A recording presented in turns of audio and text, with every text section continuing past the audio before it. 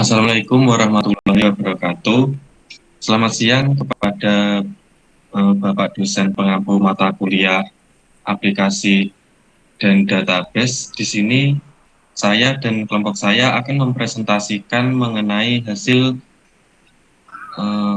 hasil dari wawancara kami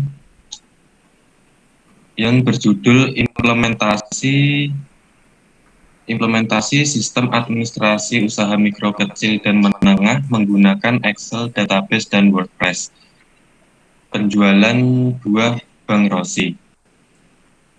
Untuk selanjutnya bisa dipresentasikan oleh Ika.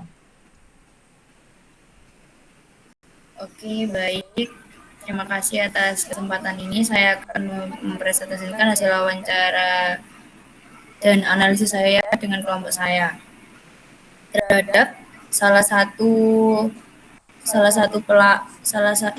pelaku UMKM, yaitu Bang Rosi, seorang penjual buah di daerah Label Rejo, Surabaya. Bang Rosi telah berdagang lebih dari 2 tahun dan menjadi narasumber saya dalam menyusun sistem administrasi serta database penjualan.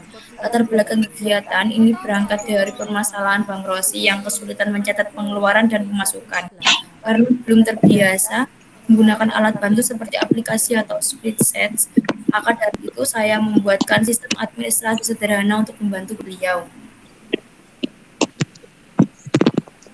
Tujuan utama dari kegiatan ini adalah untuk memahami aspek-aspek administrasi yang diperlukan dalam sebuah UMKM, terutama yang berkaitan dengan keuangan, stok barang, dan transaksi harian.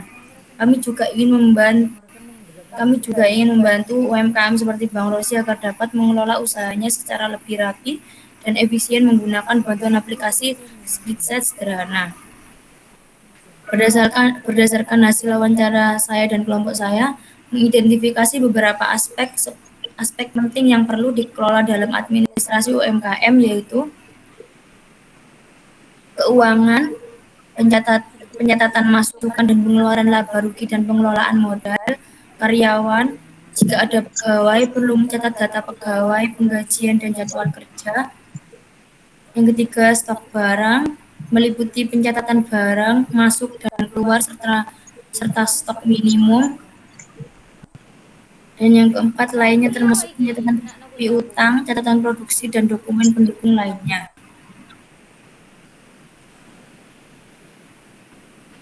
Dalam pelaksanaannya kami menggunakan alat bantu berupa buku tulis, spreadsheet, Excel, software.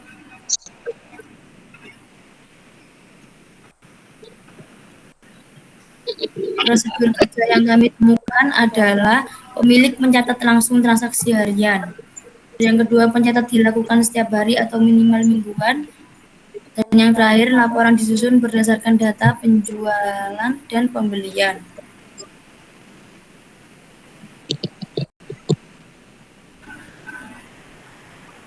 Semua data yang digunakan dalam analisis ini berdasarkan hasil wawancara langsung dengan Bang Rosi, observasi kegiatan penjualan, dan dokumen seperti nota pembelian dan Excel transaksi di Bang Rosi. Untuk hasil tabel dan rumus Excel-nya, untuk tabelnya kita pakai 2 tabel utama, tabel inventory dan tabel transaksi. Untuk penjelasan rumusnya, kita pakai rumus SUMFIS, itu untuk menjumlahkan berdasarkan lebih dari satu kriteria. Dan yang kedua ada FLOWBOOK, ini untuk mencari nilai dari kolom lain berdasarkan kunci tertentu. Yang ketiga ada SUM, menjumlahkan data dalam satu rank. Dan yang terakhir ada rumus manual, misalnya untuk menghitung keuntungan digunakan rumus H4 sampai Y4. Untuk tabel inventory sendiri, ini kami mencatat data penting seperti jumlah dibeli menggunakan rumus sama dengan SUMPIS. Terus yang kedua ada harga beli dan jual. Ini berdasarkan total nilai transaksi dibagi jumlah barang. Yang ketiga harga rata-rata menggunakan rumus E4 atau D4. Dan yang terakhir untuk keuntungannya sendiri menggunakan rumus sama dengan H4 sampai I4. Tabel transaksi mencatat semua transaksi harian Bang Rosi. Kalau penting diantaranya deskripsi barang diisi otomatis dengan rumus VLOOKUP. Dan yang kedua, transaction value mengalihkan jumlah dan harga per unit. Dengan adanya administrasi ini diharapkan Bang Rosi dapat lebih mudah memantau perkembangan usahanya secara berkala, membuat keputusan bisnis yang lebih baik, serta siap jika suatu saat membutuhkan laporan keuangan untuk keperluan seperti pinjaman usaha. Oke, baik. Selanjutnya akan dilanjutkan oleh rekan saya, Elo. Baik, di sini saya akan menjelaskan tentang UMKM.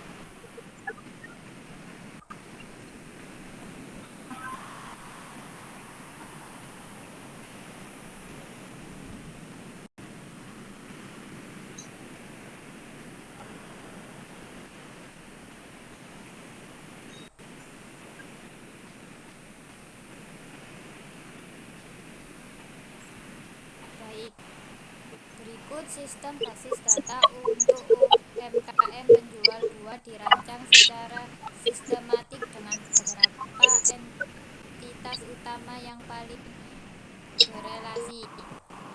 Yang pertama, konsumen menyiapkan data pelanggan seperti nama, email, nomor HP, dan kode konsumen atau sebagai primary key. Data ini memudahkan identifikasi pelacakan transaksi serta membangun relasi dengan pelanggan. Yang kedua, supplier menyimpan data pemasok terdiri dari nama, email, nomor HP, dan kode supplier atau yang disebut primary key. Ini penting untuk memantau dan mengelola pemasok yang aktif. Yang ketiga, barang.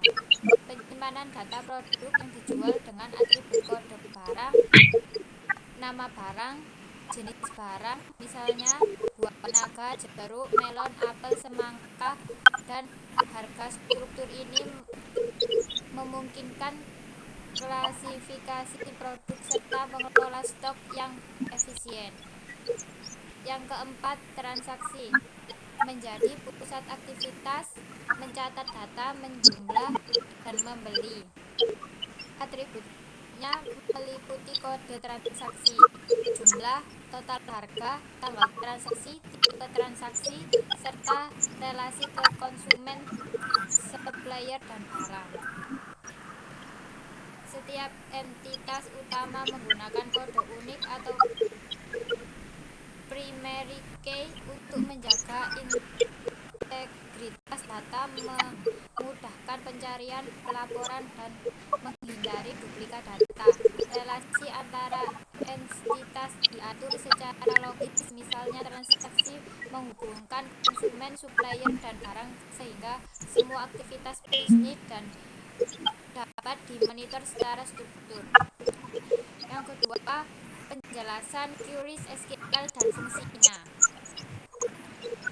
Yang pertama, QRIS penjualan konsumen ditujukan menampilkan nama konsumen, nama barang yang dibeli, dan jumlah barang pada transaksi bertipe penjumlahan. Yang kedua, teknik inner join antara tabel konsumen, transaksi, dan barang dengan filter tipe transaksi sama dengan penjual. Yang ketiga, manfaat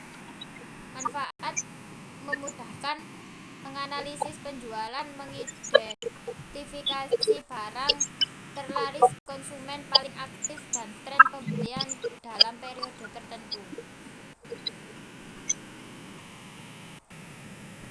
Selanjutnya, menjelaskan QRIS pembelian supplier. Tujuan menampilkan nama supplier, nama barang yang disuplai, dan harga barang pada transaksi bertipe pembelian. Teknik inner join antara tabel supplier, transaksi, dan barang dengan filter tipe transaksi dan pembelian. Manfaat: memantau aktivitas pemasok, pembandingan harga antara supplier dan pengelola, serta pengeluaran dengan efisien. Selanjutnya menjelaskan tentang QRI, rata-rata total penjumlahan konsumen. Tujuan: menghitung rata-rata total nilai transaksi penjual per konsumen.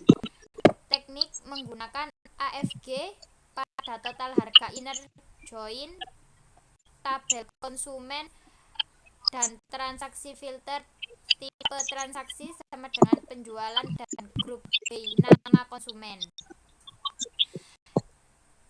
Selanjutnya menjelaskan tentang QRIS inventaris barang. Tujuan: menampilkan daftar nama barang dan jenis. Teknik: slide langsung dari tabel barang tanpa join. Manfaat: mendukung inventarisasi dan mengelola stok produk. Selanjutnya menjelaskan QRIS detail transaksi penjualan. Tujuan: menampilkan nama konsumen, nama barang, dan nama jumlah pada setiap transaksi penjualan. Teknik: inner join, konsumen, transaksi, dan barang, filter tipe transaksi penjualan. Manfaat: analisis perilaku konsumen dan performa produk. Selanjutnya menjelaskan tentang QRI penghapusan dan analisis lanjutan. Penghapusan: menghapus data transaksi tertentu berdasarkan kode transaksi untuk menjaga kebersihan data. Total pembelian konsumen: menghitung total pembelian per konsumen, bermanfaat untuk identifikasi pelanggan loyal dan perancangan program loyalitis. Jumlah transaksi per jenis barang: menghitung jumlah transaksi untuk setiap jenis barang, membantu UMKM fokus pada produk paling laku dan evaluasi produk kurang diminati. Selanjutnya menjelaskan analisis dan manfaat implementasi. Yang pertama, monitoring stok dan penjualan. Struktur data dan QRI mendukung pemantauan stok serta menjelaskan secara efisien dan real time. Yang kedua, pengelolaan relasi data konsumen dan supplier yang terorganisir mempermudah komunikasi, promosi, dan pelayanan. Yang ketiga, analisis bisnis. QRI yang digunakan menghasilkan data analitik untuk mengambil keputusan strategi seperti pengelola stok, strategi promosi, dan pengembangan produk. Yang terakhir, peningkatan efisien, yaitu digital pencatatan mengurangi risiko kehilangan data, mempercepat proses pelaporan, dan meningkatkan daya saing UMKM. Selanjutnya akan dilanjutkan rekan saya, Febri. Oke, yang selanjutnya adalah laporan praktik WordPress UAS. Untuk pembuatan WordPress sendiri, yang pertama login ke akun website WordPress, lalu klik mulai atau get start. Yang selanjutnya buat akun menggunakan email dan username, atau bisa juga daftar dengan akun Google. Yang kedua ada nama domain. Setelah berhasil masuk, ketik nama domain sesuai dengan modul yang dari Pak Denny adalah Denny Apparel. Pada kolom pencarian, pilih domain yang gratis atau free. Kemudian WordPress akan menampilkan domain yang gratis, biasanya diakhiri dengan wordpress.com tanpa disertai angka. Selanjutnya, klik tombol pilih, klik lanjutkan untuk pembuatan WordPress. pilih paket WordPress. Pilih paket gratis, lalu klik mulai gratis. Kemudian muncul tabel untuk memilih tujuan pembuatan. Pilih yang sesuai yang dibutuhkan. Yang keempat, ada pengisian data. Setelah pengisian paket WordPress tadi, pengisian data masuk akan ada tabel penyimpanan situs pembuatan WordPress. Lalu diberi nama sesuai judul yang diinginkan. Kemudian mengisi kolom yang kosong dan juga isi logo pada UMKM kita. Setelah itu di-scroll ke bawah untuk menyimpan logo tersebut. Yang kelima ada pembuatan tema. Klik tampil dan pilih bagian tema di kolom bawah bagian dashboard.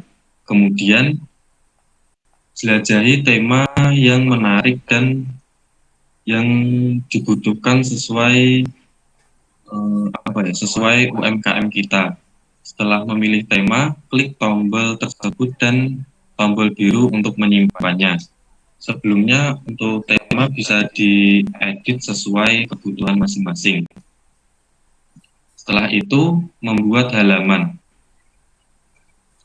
Langkah pertama, memasuki tema, klik sunting situs, lalu pilih bagian halaman. Lalu klik semua halaman, klik tombol biru, kemudian buat halaman sesuai arahan, yaitu about, kontak, dan produk yang dijual.